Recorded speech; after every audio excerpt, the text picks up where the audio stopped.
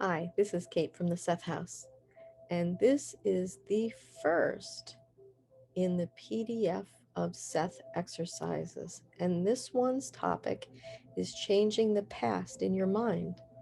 And this one is just a little different. It's the first one, but they reference two different books. So Seth Speaks, session 566. And also, we're going to make reference to the individual and the nature of mass events. And the date for that session was July 30th, 1977. So I would like for you to settle into your seat, your chair, your couch, wherever you are, and close your eyes. This helps to turn off the physical senses so we can move into and feel our inner senses.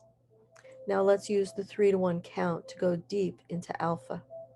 We will inhale deeply, and on the exhale, I want you to use your imagination and see the number clearly and say the number silently to yourself 3 times, getting softer each time, like 3, 3, 3.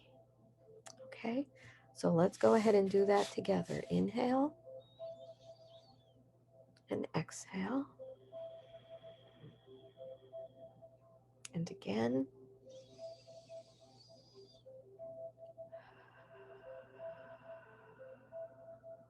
And one more time.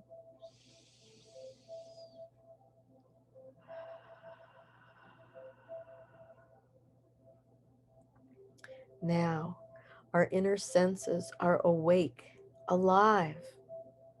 I would like you to use your imagination and drop down into your heart space. And if you have trouble with this, just put your hand to your heart and feel the love that shines within you at the center of your chest. Feel the strong sensation of love that is within each of you. Now I would like you to imagine a door, a beautifully crafted door that opens out. On the other side of this door is a moving walkway that will take you wherever you wish to go. I would like you to take just a moment to visualize this door and make it very real in your mind. When this is very real in your mind, reach out and turn the doorknob, and the door opens easily. You step outside and you find the sky is clear and the air is warm with a soft breeze. There are trees all along the walkway, and there is a sweet fragrance from the blossoms. The walkway travels to the right and the left. The right goes to the future, and the left goes to the past. Your intention is to travel on the walkway, and for this exercise, you want to go to the left. It is moving at a steady pace, not too fast and not too slow. It is almost time to get on the walkway. Now, together, let's set our intention to arrive at 458 West Water Street, Elmira, New York, on February 15th, 1971, around 9:45 p.m. Seth has just given Jane and Rob a break. You will not interrupt the session, and Seth expects you. Now, when you have it in your mind clearly to arrive at Seth's house during the time he is dictating session 566, right after the break, you can step on the walkway going left, as this is the one that leads you into the past. The walkway is moving and carrying you with it, and it is taking you past hills and mountains, cities, lakes, and oceans. You notice all the beautiful scenery as you move past.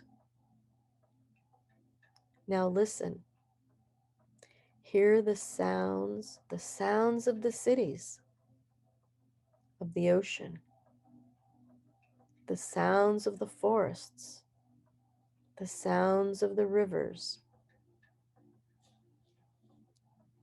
Now smell all the fragrances, from the big city smells of food cooking, buses, trains, and cars moving by, to the salty air near the oceans, to the smells of animals on the farms, to the sweet smells of wildflowers in the meadows. The walkway is still traveling, moving along, carrying you with it. But now suddenly you sense that the scenes are from an older time, a slower time, and you realize you are moving back in time as you move through the scenery. Finally, the walkway starts to slow down, and you realize it is in front of 458 West Water Street, the Seth house. You get off the walkway and you walk up to the house, open the heavy front door, then the second door. You walk down the hall to the staircase and start to climb up to the second floor. At the landing, you notice there are colorful pillows for you to rest on if you need to. Now up the next set of stairs to the second floor. You turn to your left and see the door halfway down the hall is open, and you hear voices. It is Jane and Rob getting ready to start up again, session 566, right after their break. They invite you to sit and listen. Sit and get comfortable and listen to Seth's words on changing the past in your mind. One event can be actualized by more than one probable self, however, and you will resemble some probable selves more than others because you are involved in an intricate psychological gestalt such as this, and because the connections mentioned earlier do exist. You can avail yourself to some extent of abilities and knowledge possessed by these other probable portions of your personality. The connections make for quite constant bleed throughs. Once you are aware of the probable system, however, you will also learn to become alert to what I will here call benign intrusive impulses. Such impulses would seem to be disconnected from your own current interests or activities. Intrusive in that they come quickly into consciousness with a great sense of strangeness as they are not your own. These can often offer clues of various kinds. You may know absolutely nothing about music, for example, and one afternoon, while in the middle of some mundane activity, be struck by a sudden impulse to buy a violin. Such an impulse could be an indication that another probable portion of your identity is gifted with that instrument. I am not telling you to run off and buy one, but you could, however, act on the impulse as far as it is reasonably possible, renting a violin, simply acquainting yourself with violin concerto, etc. You would learn the instrument far quicker, you see, if the impulse was originating with a probable self. It goes without saying, then, that probable selves exist in your future as well as your past. It is very poor policy to dwell negatively on unpleasant aspects of the past that you know, because some portions of the probable self may still be involved in that past. The concentration can allow greater bleed through and adverse identification because that part will be one background that you have in common with any probable selves who sprang from that particular source. To dwell upon the possibility of illness or disaster is equally poor policy, for you to set up negative webs of probabilities that need not occur. You can theoretically alter your own past as you have known it, For time is no more something divorced from you than probabilities are. The past existed in multitudinous ways. You only experienced one probable past. By changing this past in your mind now, in your present, you can change not only its nature, but its effect, and not only upon yourself, but upon others. Pretend a particular event happened that greatly disturbed you. In your mind, imagine it not simply wiped out, but replaced by another event of more beneficial nature. Now, this must be done with great vividness and emotional validity, and many times. It is not a self deception. The event that you choose will automatically be a probable event, which did in fact happen, though it is not the event you chose to perceive in your given probable past. Telepathically, if the process is done correctly, your idea will also affect any people who are connected with the original event, though they can choose to reject as well as accept your version. This is not a book on techniques, so I will not go into this particular method deeply, but merely mention it here. Remember, however, that in a most legitimate way, many events that are not physically perceived or experienced are as valid as those that are, and are as real within your own invisible psychological environment. There are, in your terms, then, unlimited probable future events for which you are now setting groundwork. The nature of the thoughts and feelings you originate and those that you habitually or characteristically receive set a pattern. So you will choose from those probable futures, those events that will physically become your experience. Because there are bleed throughs and interconnections, it is possible for you to tune into a future event, say of an unfortunate nature, an event for which you are headed if you continue on your present course. A dream about it, for instance, may so frighten you that you avoid the event and do not experience it. If so, such a dream is a message from a probable self who did experience the event. So, so can a child then in a dream receive such communications from a probable future self of such a nature that its life is completely changed? The entire identity is being now. All divisions are merely illusions. So one probable self can hold out a helping hand to another, and through these intercommunications, the various probable selves in your terms begin to understand the nature of their identity. Now, Seth is moving us through time to July 30th, 1977 at 10:44. And you now find yourself at the Hill House, as Seth has more to add about this exercise in the individual and the nature of mass events. And Seth now continues. Now, in certain terms, the past, present, and future are all compressed in any given moment of your experience. Any such moment is therefore a gateway into all of your existence. The events that you recognize as happening now are simply specific and objective, but the most minute element in any given moment's experience is also symbolic of other events and other times. Each moment is then like a mosaic. Only in your current life history you follow but one color or pattern and ignore the others. As I have mentioned, you can indeed change the present to some extent by purposefully altering a memory event. That kind of synthesis can be used in many instances with many people. Such an exercise is not some theoretical, esoteric, impractical method, but a very precise, volatile, and dynamic way of helping the present self by calming the fears of a past self.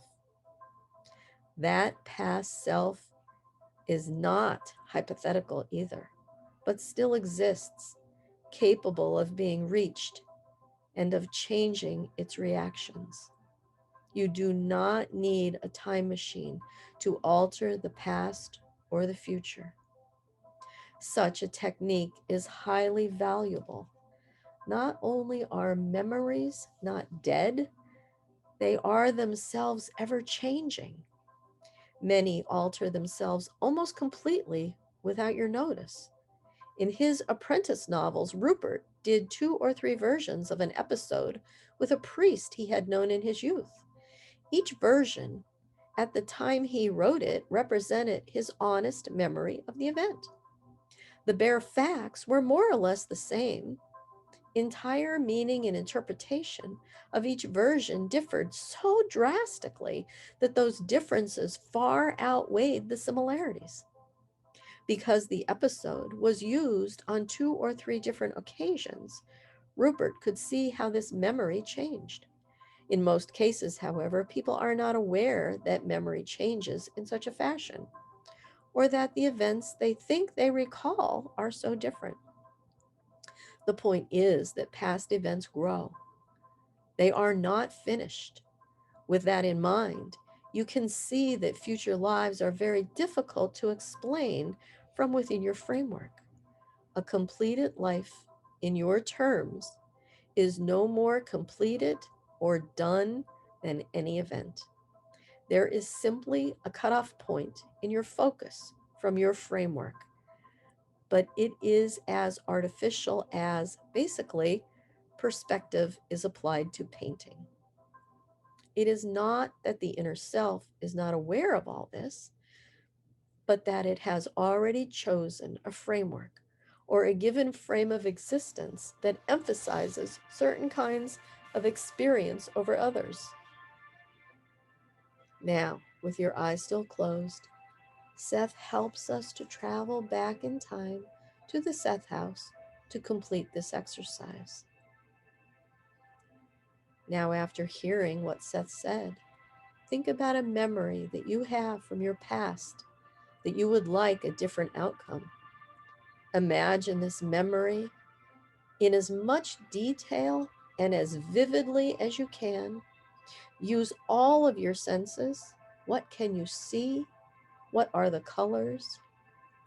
Are there any smells? Can you touch your surroundings? What do they feel like? Fabric, stone, metal, cool grass, leaves, water? What does your surroundings feel like? Now, how do you feel? What do you sense? Experience all these from your memory in great detail.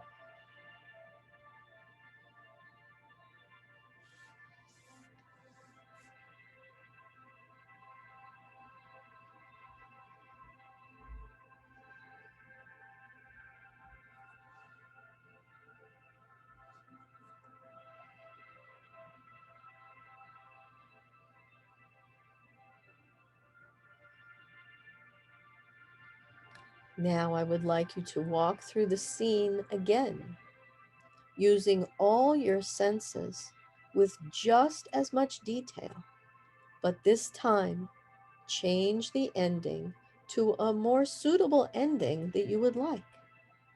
Believe this is the correct memory with a better outcome, the ending you would like.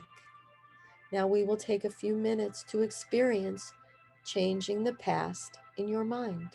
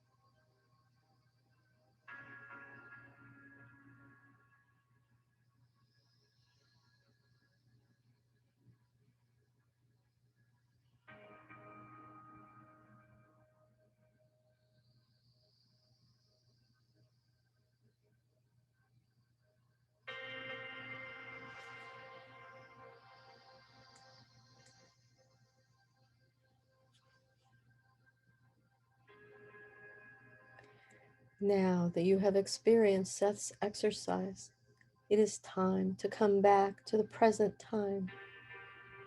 You thank Seth, Jane, and Rob for the wonderful exercise, and you leave the apartment totally refreshed, remembering all you experienced. You are feeling wonderful in every way. Say to yourself, every day, in every way, I am getting better and better. Now you are exiting the building, feeling wonderful, and you now take the walkway to the right. You see all the wonderful sights and sounds as you did earlier. It is evening, and there are many lights flickering in all the homes as you pass them by.